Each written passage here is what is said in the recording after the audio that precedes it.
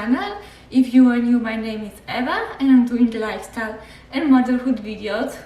Today I am coming with a sit-down video of my honest thought, and of course if you disagree or you have different point of view, you have all the right to have it, and I would also like you to comment down below what you think as I speak. So not to make it super long, today I wanted to compare stay-at-home mom versus a working mom. If you follow me around for a little bit, then you know that I recently went back to work after 3 years of staying at home, so I do have a little bit comparison. I have been working since April, so it's April, May, June, almost July, so almost 4 months, and this gives me a little bit of perspective and I experienced both, I can say, at this point. So I am happy to share, and if you are a stay-at-home mom and you are wondering how this would be going back to work, then please keep watching. Let's start with a little bit of a backstory, my story. So I have a 3 years old and 2 years old. I live in Canada, which is also very important. Our maternity leave is either 12 months with 55% of pay of your salary, or 18 months and they pay you around 30% of your salary. So you have definitely an option. I know if you live in the USA, the story is a little bit different because, I don't know, as far as I understand, you have 6 weeks pay, sometimes maybe not even that, depends on your company, or if you are lucky, it's 3 months, so around 15 weeks. And let me tell you, this is not enough. So first of all, if I live in the USA and I could afford to stay home, I definitely would for like at least a year.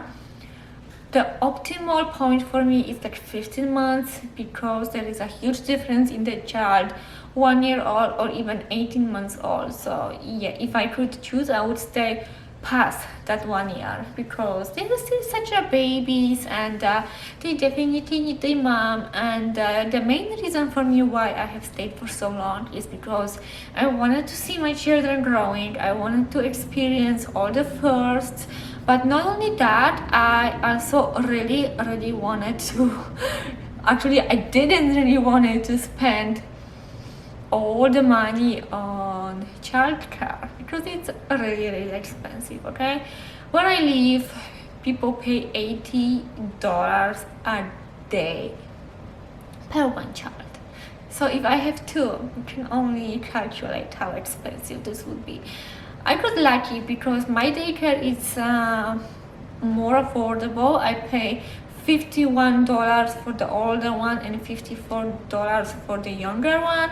So in a day, it's like over $100. So yeah, it's over $2,000 each month, around $2,300 a month. So it's definitely the cost. But here is why I wanted to go back. And you know what? I think many of you can relate. Being a stay-at-home mom sucks sometimes because you don't get no appreciation of what you do, Like, seriously, people think that you just stay home and, play with your kids all the time. But here's the thing. When I go to work, I get paid for that, okay? And I can grow as a person. When you stay at home, you usually, how to say it, you don't learn anything. You just stay home, you use a baby voice all the time, you watch all those like Peppa Pigs and all the Paw Patrols, and that definitely doesn't make you any smarter. So I definitely took a few steps back when I was staying home with my kids, I'll be honest here, right? So yeah, that's definitely a big minus of being stay-at-home mom. Now, when you go to work, on the other hand, you are out all day long, and then you come back and you still have to do all the chores that stay-at-home mom does.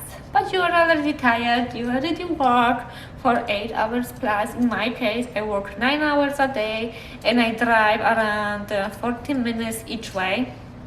so I am out of the house for most of the days, and I usually start at 8 a.m. so my husband picks up the children from daycare and I am dropping them off, and that works perfectly. I also do all the cooking and all the cleaning in the morning because I know that when I come back from work I will be so done and I won't wanted to do anything else. So definitely you have to consider that if you go back to work, you know, the dirty laundry will stay, the dirty dishes, and making dinners and spending quality time with your children and with your husband or partner or boyfriend or whatever. That still will have to be done. But there is nothing better than the thought that I contribute to the family, that if something happens with my marriage, I am financially secure, that I don't have to look for the minimum wage job because I don't have any experience. And I don't know how long you want to be stay-at-home mom. That's also something to consider. So the original plan for me was to go back to work when my kids are 4 years old, like at least the older ones, so I don't have to pay double for daycare because, you know, my children are only 17 months apart, and they will be in a daycare for a long time still. So that was the plan, but I just got so homesick. I just could not do it, and for my mental health I had to leave. Also, the whole virus situation didn't help, that I couldn't meet with anyone, my children couldn't go to the libraries and have fun like they always used to do. So yeah, that was definitely tough, and that definitely kicked me out of the house very, very quickly. But yes, what I wanted to say, I kind of flew out of the main topic. If you have a very long break in between jobs, you may be out of the market because new people are coming in, maybe more determined to work, or you know, you have a family, so you require maybe a bigger paycheck, and you know, bigger paycheck doesn't always come right away. You have to earn it, and that takes time. So yeah, definitely I was really worried that if I stay home for 4 years like I planned originally, I may have a really hard time of finding job because, you know, potential employer would question what took me so long. And so I think that 3 years was actually a very sweet spot for me to go back to work. My kids are not, you know, babies anymore. They understand that I am going to work and they miss me, and you know, everything just kind of clicked together. I really think that I made a good decision for my family, and I will benefit from that. But all of this being said, sometimes it's rush and hard because I am so tired, guys, after work. I don't have time for YouTube. I love YouTube so much, and this was kind of my full-time job, like with zero pay. Before I went to group, okay, maybe not zero pay, but like I'm getting cents, guys. I'm getting cents for these videos. So anyway, I really wanted to do YouTube full-time, but it kind of didn't work out. It's just gonna be hobby of my own, I think, for the rest of my life. But yeah, I am not really like a salesperson. I can sell myself. I can't, you know, look for searchable videos and searchable topics and do what's trendy because it's just not me. So I decided to go back to work. And also I really like my career. I think another thing is, if you like what you do or you don't like what you do, you know, if you are going to like whatever job just to pay the bills, and you don't have any satisfaction of it, if you don't have any inspirations of getting promoted or finding a better job, then, you know, maybe staying at home, it's not the worst for you. But for me, I am kind of ambitious person, and I am working very hard for promotion for the management position. I want to apply next year because the spot is going to open, so I am definitely on top of everything. I also like to learn new stuff.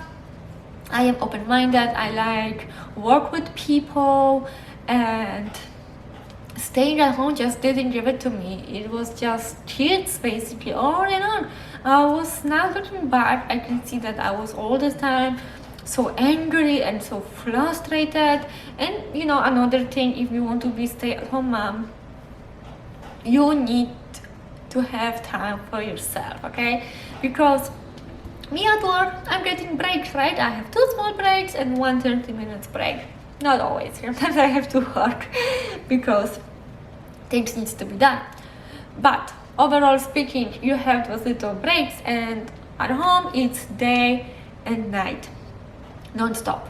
I don't know if you know, but on top of everything, I got a puppy. So that's like another thing. I don't know if I should get the puppy or I shouldn't get the puppy because everything is still so new and I'm still adjusting to the new situation. But my dog passed away in April 1st, and I really needed someone. I need a dog. I am a dog person, an animal person, and I wanted my children to grow with animals. So dog was something I needed, so I put on top of everything a dog.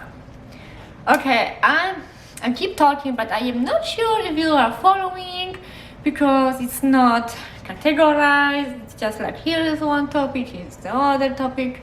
But I hope it's clear for you. Like, it's just my point of view. There are pluses and minuses, pros and cons to everything. Everything in life has pros and cons.